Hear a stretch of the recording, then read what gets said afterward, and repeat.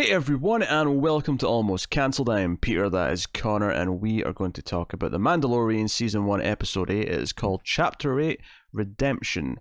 So, full spoilers for the episode, as always. And of course, it is the season finale as well, so keep that in mind too.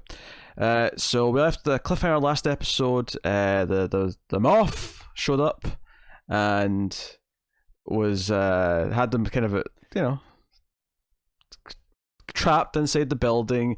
They sent speeders after Baby Yoda.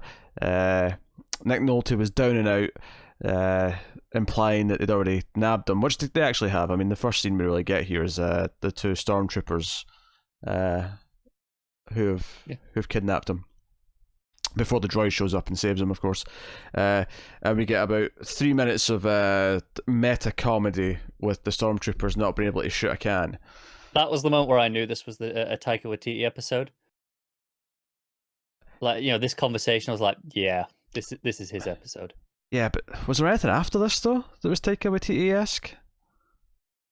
Because I saw his name come up at the end. 'Cause I had forgotten he was going to direct one. That wasn't in my head when I was watching it. And I got to his name at the end and I went, that feels like a waste of Taika Waititi. Not that it was like a poor episode directorial, just that it was so much action that I'm like, there was almost no chance for Taika Waititi to shine through it. I get what you're saying. This wouldn't have been my first choice of the one that he's going to direct, right? You'd probably, if you were making that decision, you'd probably give him one in the middle where he could do a bit more freedom to do it, right? This is the one you give to, I don't know, Michael Bay, I guess. I don't know, maybe not, but you know what I mean? Like, someone who's more action-oriented. Yeah. Although that said, I think he did a perfectly fine job with the action. And yeah, this opening scene definitely felt like his stuff. Yeah, the rest of it just felt like an action episode. So I will say anything actually with him, because he voices the droid as well. And there were a handful of like funny lines from that did feel like his sort of comedy. Yeah, the droid, of course, who's the big damn hero in this episode, because Taika Waititi's like, yep, I'm going to make myself look good. This is my character, so he's going to be the hero who storms into town and kills everything on his own because he's... It is pretty cool, let's be honest. He's the best. Why do you say that as if I'm going to agree? You make these assumptions. I don't know. Droid going through on a murdering rampage? What's not to like? It was okay. It was okay. Which is how I define this whole episode, is okay. I think this episode is exactly as good as the rest of the season, if not slightly better than half of it. And I think you are just soured after seeing Rise of Skywalker. I mean, that may be a part of it, but I don't think the movie's got that much to do with it all in. This is more of an accumulation of Star Wars in general, where...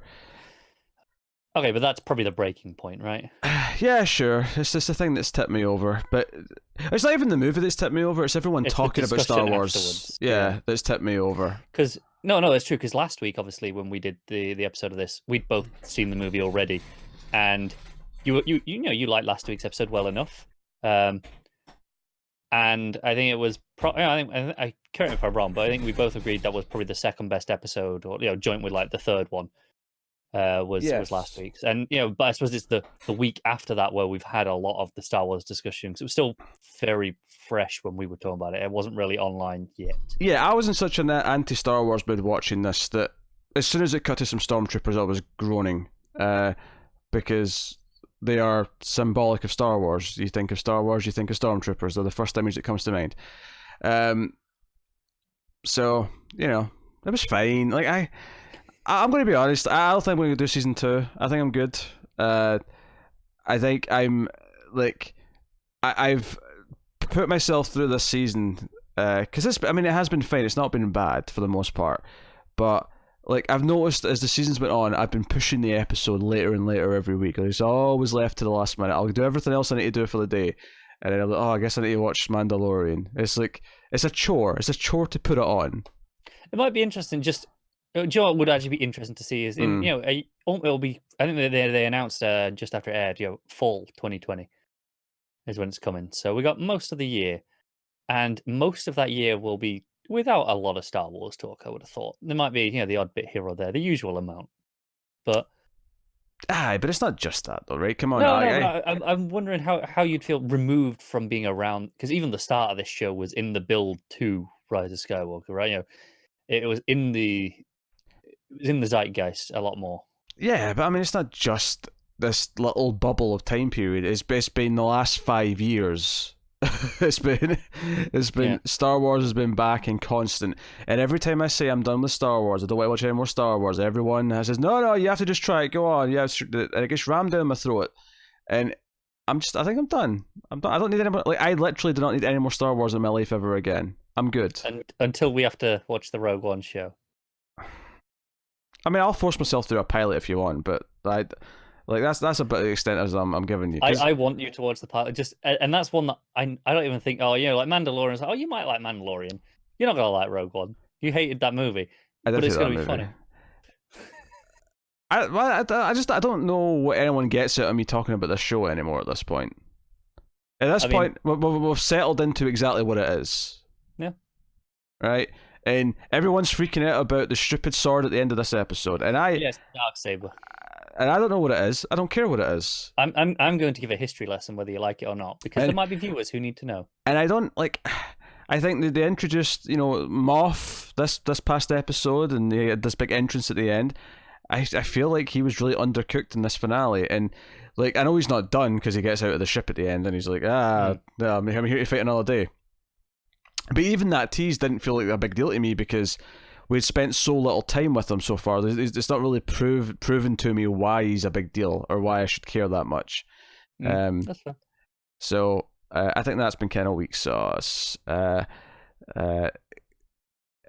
it's kind of funny how we end this season kind of almost in a really similar place as we ended episode 3, where, yeah, I mean, sure, there's a couple of more specifics in place, but ultimately we're leaving this planet again. Baby Yoda's with Mando, and to be continued. I think the key difference is Mando's attitude at this point, because at the end of episode 3 it was a begrudging, well, I don't want to let him die sort of thing, but now he's actually kind of essentially adopted him, right? It's a lot more willing, and that relationship's a lot further along than it was at the end of episode 3. Yeah, I'm not saying there's no differences. I just like ultimately this season, like, it's funny because I joked how in the first episode the first 10 minutes felt like a short film, felt like a proof of concept, and then they tacked on the rest of the episode to it. Like, this season as a whole bizarrely feels like a prologue to the actual story. Do you think? Yeah, I don't. Now that we've ended the season, I feel like because we've ended with we've set up and he has to find Baby Yoda's like people so that Baby Yoda will have a proper home to grow up in and all that. I feel this whole thing feels like Act 1, if that. Like it's in a way, yeah, I guess what you're saying. It's the opening of it. Anyway, to circle back around to my thing, is I think this show is perfectly fine, and if you care about Star Wars, I think this show will scratch a lot of itches. If you don't care about Star Wars, and I definitely don't, then everything with various types of stormtroopers, everything with blades from animated series and comic books, whatever that thing's from, all of it just makes me roll my eyes.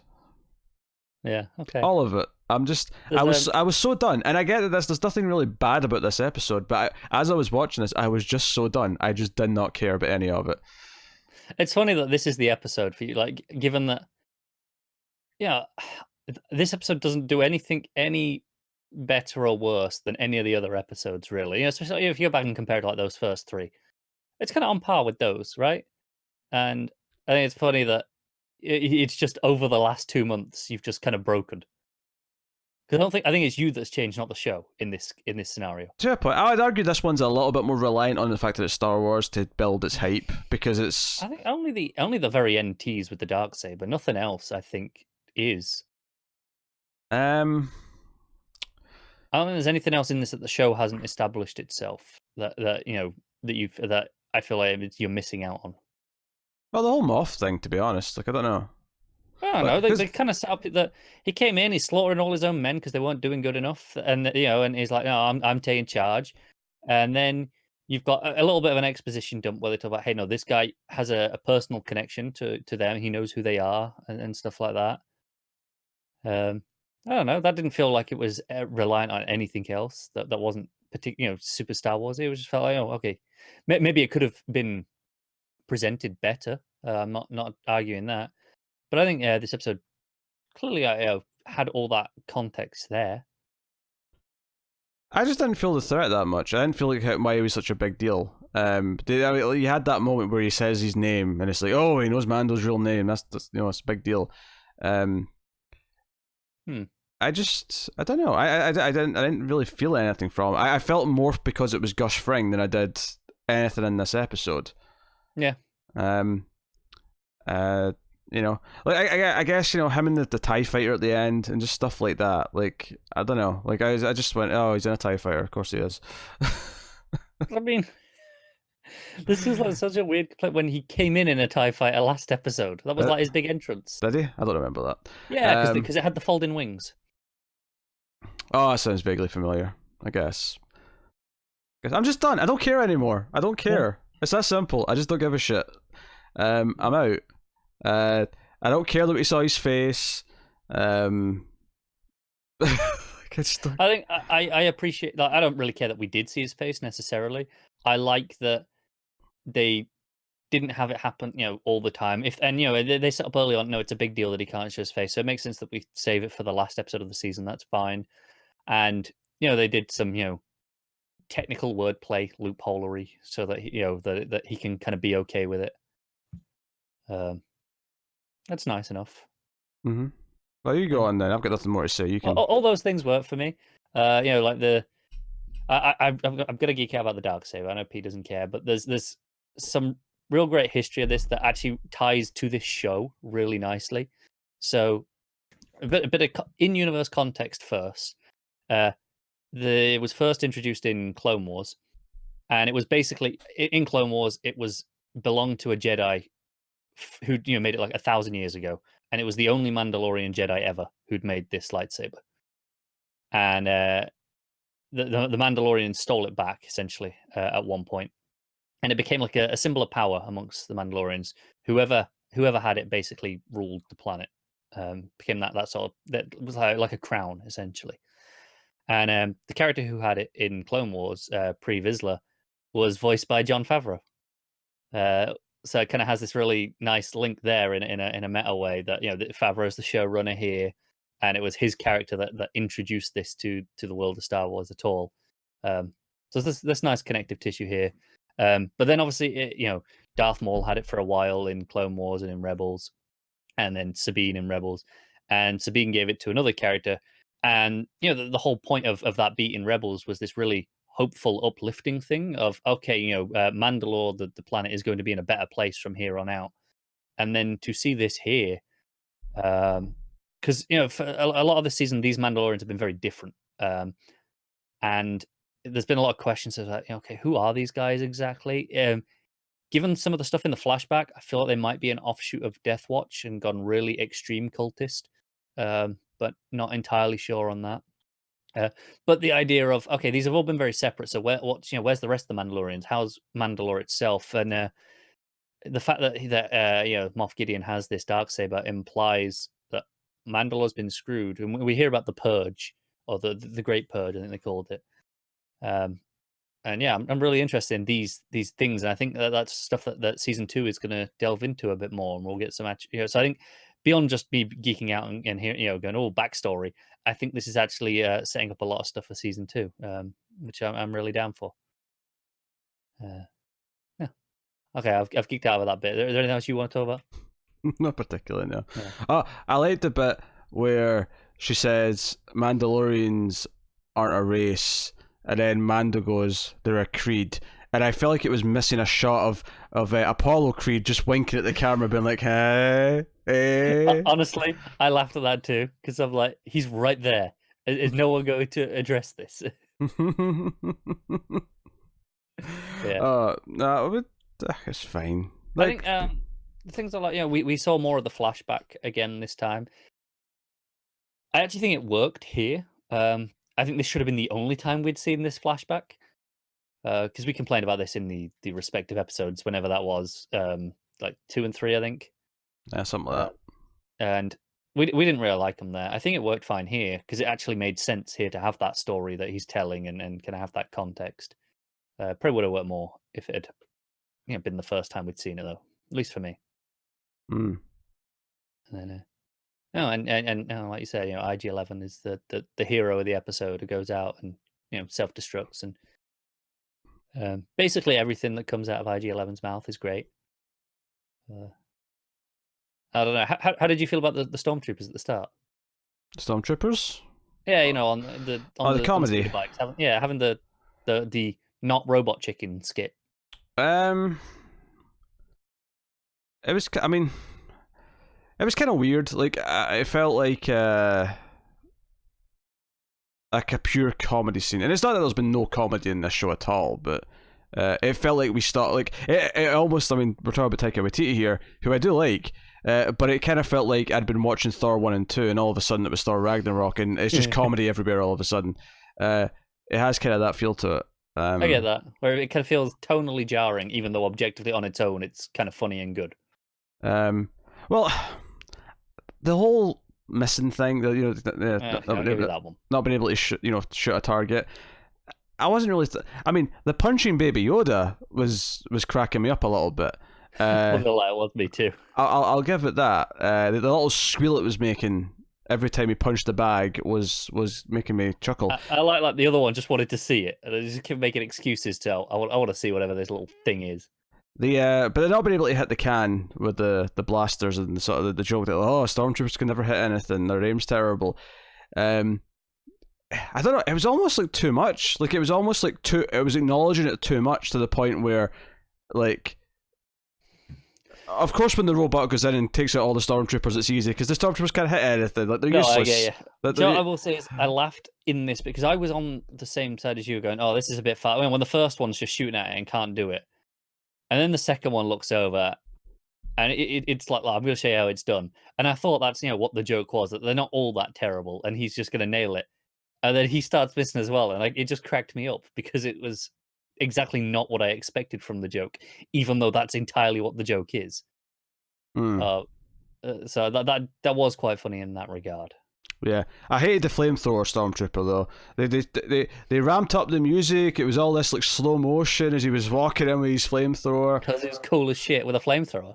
He wasn't cool as shit. This is my problem with Star Wars. Everything's cool. Everyone likes stuff because it looks cool.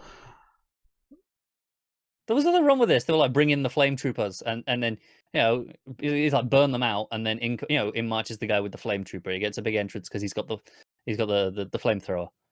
Yes, and then a pipsqueak the size of my foot beat him. Yes, that's the whole point. Is holy shit, this is even Baby Yoda is even more powerful than we thought. He's just stopping this fire, no problem. What do you mean powerful than we thought? He already forced through a big monster thing back in like episode 3. Yeah, but and he lifted it up, and that was about it. And he threw it a little bit. That was heavier than this fire.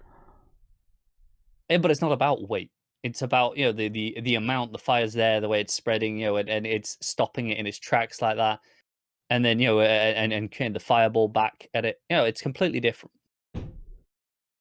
Sure. But anyway, it was impressive because it was established as this guy's a fairly big deal. Yes, this stormtrooper would be met 10 seconds ago. Yeah. I've seen your problem.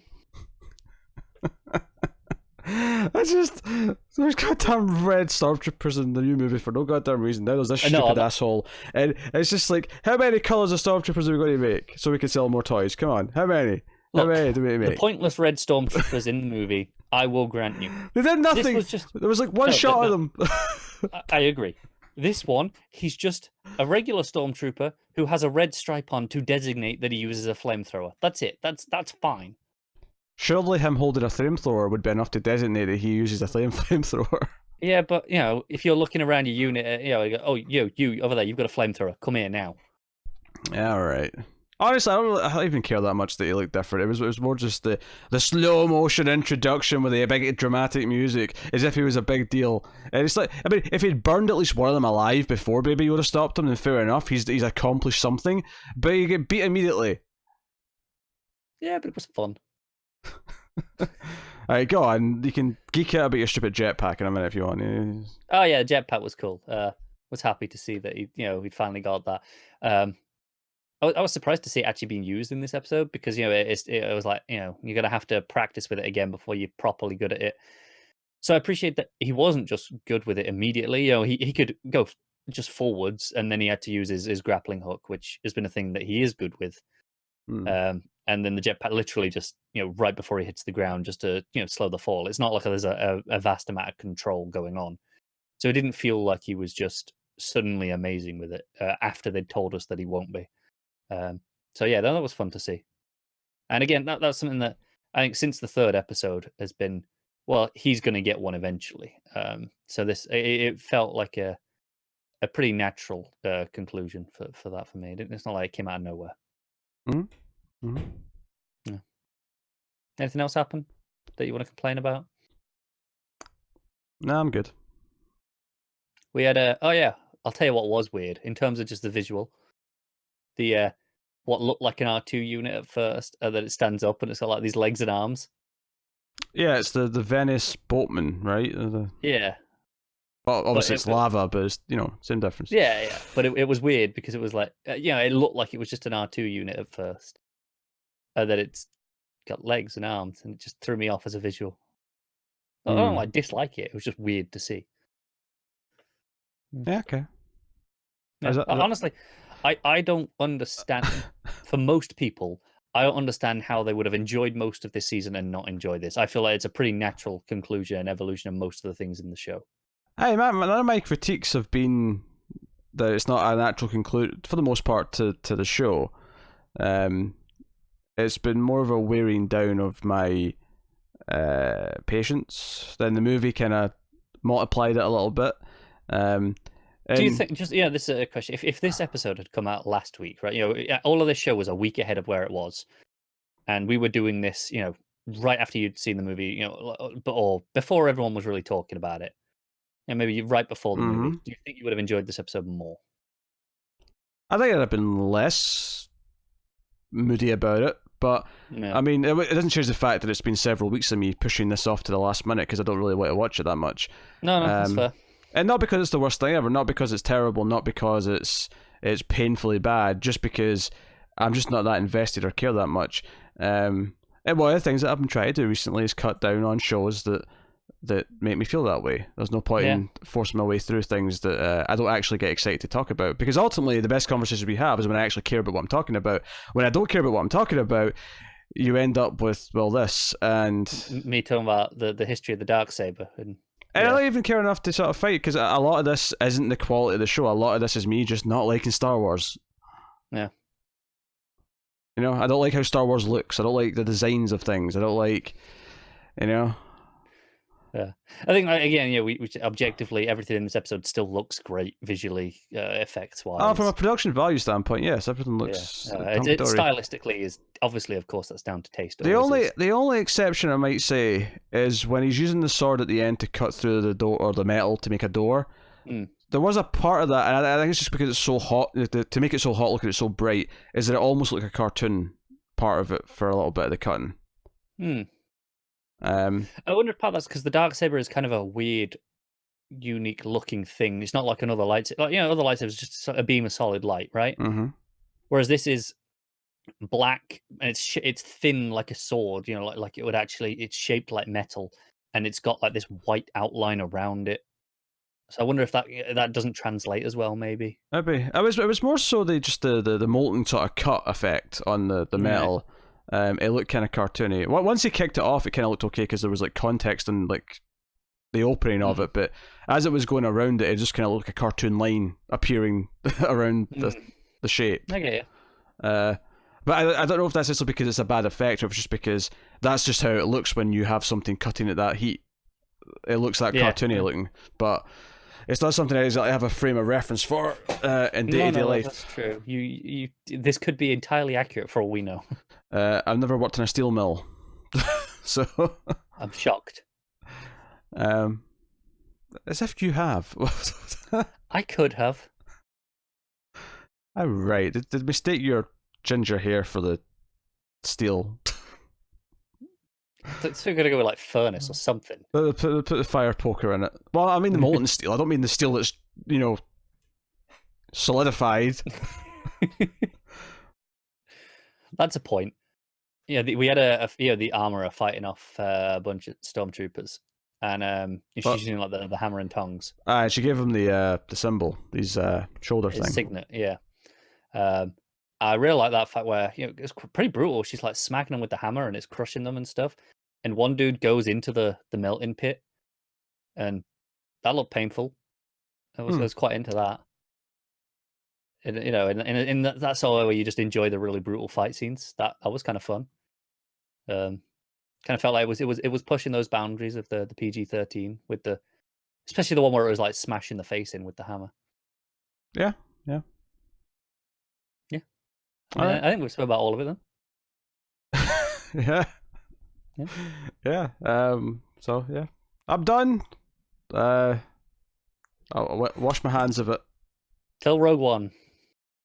I don't even really feel like I need to do that, to be honest. Like, I think there's a comedy value. the comedy value. It's not even like episode 1 of this did that well numbers wise either. Like, I mean, there's not really much. All right, yeah. There's not really much of an argument for me to do more Star Wars episode 1s at this point. Comedy value. People want it. I don't know. I'm doubtful of it. You know what? You got a whole season out of me. I tried a whole season to see how I'd feel. Out of interest, what about Kenobi? Given that one is, it's done by Deborah Chow, who obviously did the 2 episodes that were probably the best of this show. Are you interested at all in trying that? No, less so, because I don't really like Ewan McGregor that much. Oh yeah, that. I forgot about that weird fact. Oh, sorry, I don't like Ewan McGregor that much. You should be sorry for that. If I'm picking fellow Scotsmen as actors, I'm way more going for McAvoy than I'm going for McGregor. McAvoy's very good as well. McAvoy's Professor X, and the X-Men is better than Star Wars. So there you go. Is that what we're in this on, really? X-Men is better than Star Wars, and I'm a DC guy. I prefer DC, but DC, Marvel, Turtles. Actually, I probably like Turtles more than Marvel, but I'm a big Turtles fan from growing up. But Marvel, Star Trek's in here somewhere. Then there's maybe the Teletubbies. Really, you're gonna put Teletubbies above Star Wars? Yeah. I mean, close above it, but above it. Bullshit. Above that, those Chucklevision. Chucklevision's better than both. To be fair, yeah, well, Chucklevision's pretty good. Chucklevision's great. I'm not going to fight you that much on that one. Of course, only the British people have any idea what we're talking about right now, but that's okay. Chucklevision, Chucklevision, Chucklevision. Dun, dun, dun, dun, dun, dun, dun, dun, dun, dun. Chucklevision, Chucklevision, dun, dun. Thank you very much for watching, guys. This was the Mandalorian, apparently. You can like and subscribe. You can ding the bell on YouTube. You can let us know what you thought of the episode and the show. You can whine in the comments about how apathetic I am and whatever. I don't care at this point. I'm done pretending to care. I'm just done. And we'll see for other shows and movies and shit, but not more of this. Well, I mean, maybe Carl wanted to do solo reviews, so I don't know, but I don't care. See how busy we are when it comes back. But thank you very much for watching or listening. I always appreciate it. Get us on patreon.com/MailFuzzTV for financial support. Get us on @mail_fuzz for Twitter updates and whatnot. But that is us. So thank you once again. Keep watching TV. Have you got any vanilla?